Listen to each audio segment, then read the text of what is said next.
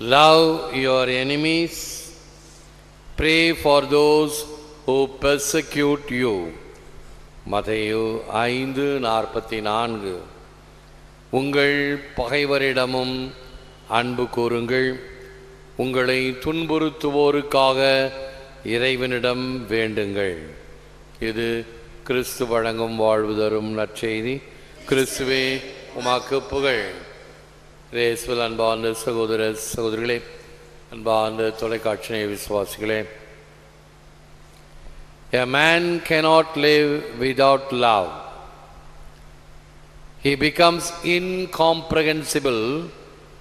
His life does not make sense if love is not revealed to him. If he does not find love, if he does not experience love and makes it his, if he does not intensely participate in it, a man cannot live without love. அன்பார்ந்தவர்களே, மனிதனுடைய அத்தியாவசிய தேவைகளை நாம் அறிந்திருக்கிறோம்.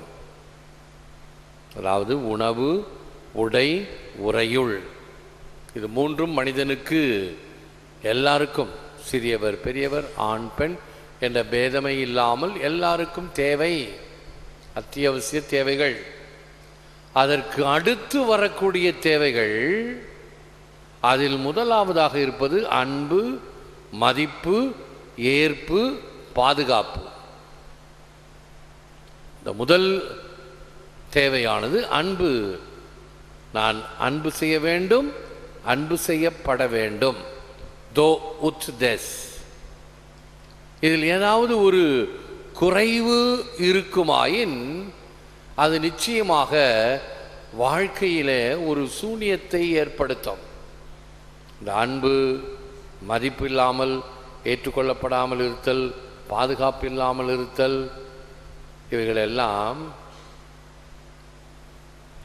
மனதிற்குள் ஒரு வைராக்கியத்தை ஏற்படுத்தும், ஆழ்மன காயத்தை ஏற்படுத்தும். அதனால் அது விளைய விளைய அது உள்ளேயே நீருபூத்த நெருப்பாக இருக்கும். சின்ன மரங்களில் ஒரு ஆணி அடிக்கிறீங்க, இல்லை ஒரு கம்பி கட்டுறீங்க, அது என்ன ஆகும்? வளர வளர அந்த ஆணியோ கம்பியோ அதனுள்ளே பதிந்துவிடும், அதன் உள்ளேயே இருக்கும்.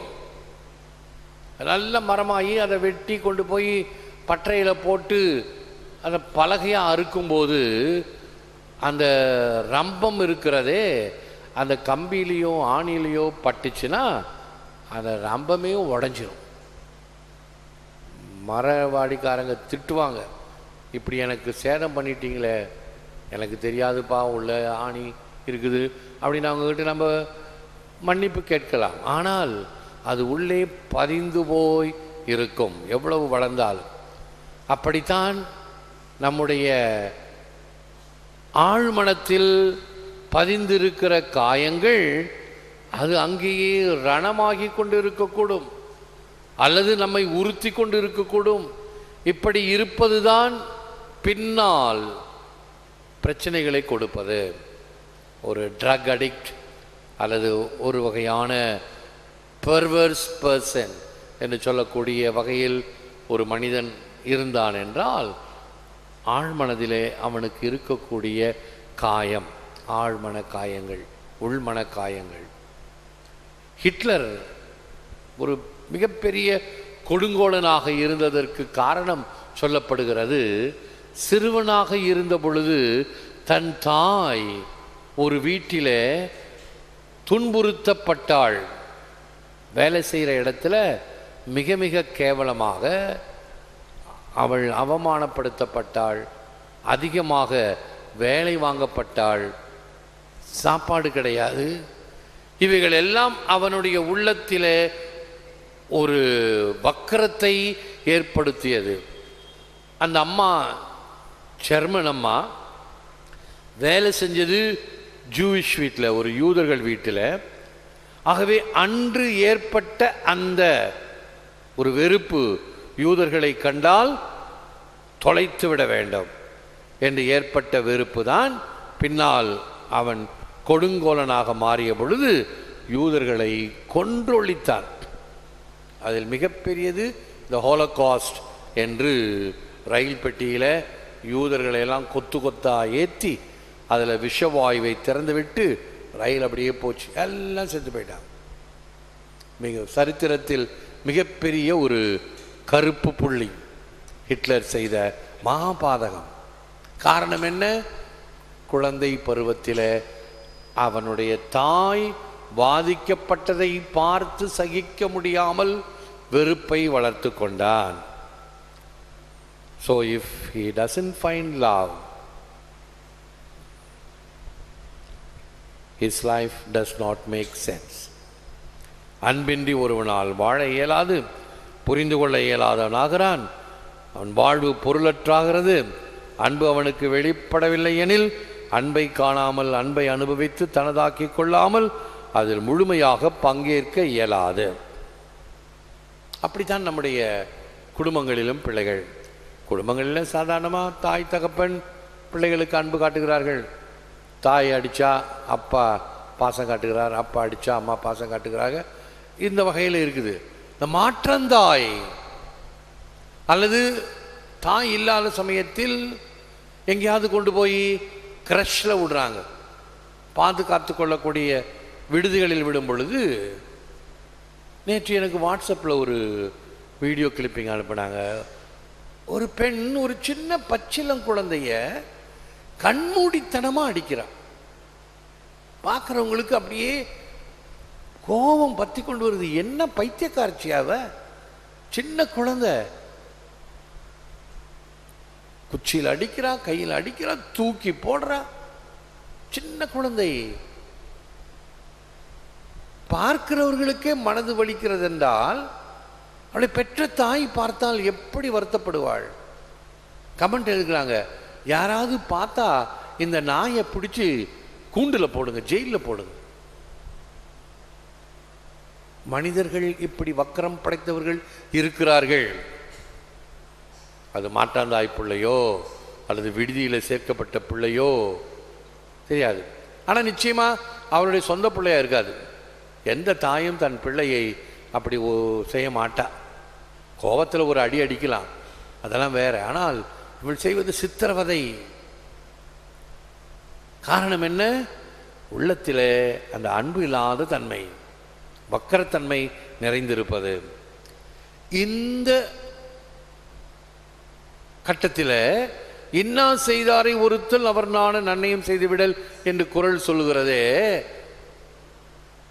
மற்றவர்களுக்கு எப்படி நான் நன்மையும் செய்ய முடியும், எனக்கு தீங்கிழைத்தவர்களை? ஆகவே பழைய ஏற்பாட்டு சட்டமே தோ ஊத்து தேஸ் தான். உன்னை யாராவது ஒரு கன்னத்தில் அடித்தால் மறு கன்னத்தில் அடி, ஒரு பல்ல உடைச்சா நீ ஒரு பல்ல உட. இதுதான் பழைய ஏற்பாட்டு சட்டம். புதிய ஏற்பாட்டு சட்டம் அப்படி அல்ல. உன் பகைவனுக்காக ஜெபி, எதிரிக்காக ஜெபி. எப்படிங்க முடியும்? அவன் அடுத்த கன்னத்தையும் அடிச்சுட்டு போவானே. இல்லை, அதுதான் சவால் நிறைந்த போதனை. இயேசு காட்டிய, வாழ்ந்து காட்டிய போதனையும் சாதனையும். தந்தையே, இவர்கள் செய்வது என்னதென்று அறியாமல் செய்கிறார்கள், இவர்களை மன்னியும் என்று சொன்னதை புனித முடியப்பர் சென்ட் ஸ்டீஃபன் செய்து காட்டினார் அல்லவா?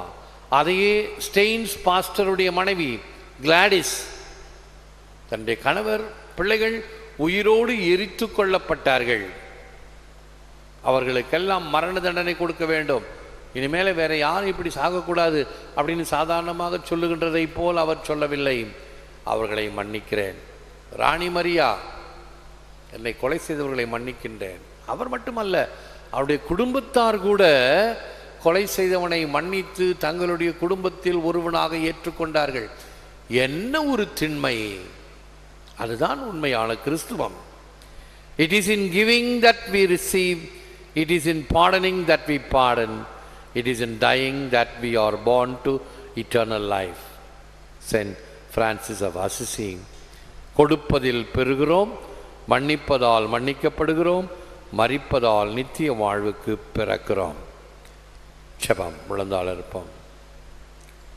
Prayer changes us where growth is needed. Prayer strips us where growth is needed. Prayer indicates where the growth is needed. Prayer makes us uneasy at times.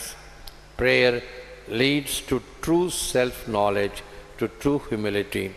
ஜெபம் நம்மை மாற்றுகிறது, உன்னதத்திற்கு உயர்த்துகிறது, எங்கு வளர்ச்சி தேவை என காட்டுகிறது, சில சமயம் நெருடல் உண்டாக்குகிறது, சுய அறிவிக்கும் தாழ்ச்சிக்கும் அழைத்து செல்கிறது. Give us, Lord, a humble, quiet, peaceable, patient, tender and charitable mind, and in all our thoughts, words and deeds, a taste of the Holy Spirit. Give us, Lord, a lively faith, a firm hope, a fervent charity, and the love of you. Take from us all lukewarmness in meditation, dullness in prayer, the things we pray for. Good Lord, give us grace to labor for through Jesus Christ our Lord. St. Thomas Merton. ஆண்டவரே, தாழ்ச்சியுள்ள, அமைதியான, சாந்தமுள்ள, நிதானமான, இளகிய, உதவுகின்ற மனப்பான்மையையும் எங்கள் சொல் செயல் சிந்தனைகளில் பரிசுத்த ஆவியானவரின் சுவையையும் தாரும். உயிருள்ள விசுவாசத்தையும் திடமான நம்பிக்கையையும் உணர்வுள்ள சேவையையும் உமக்கான அன்பையும் தாரும். செபத்தவங்களில் மந்த நிலையிலிருந்து எங்களை மாற்றியருளும். நாங்கள் செபிக்கின்ற காரியங்களுக்காக உழைக்கும் வரமருளும். ஏற்று வரமருளும் இறைவா, காக்கும் கரங்களினால். ஆமேன், ஆமேன்.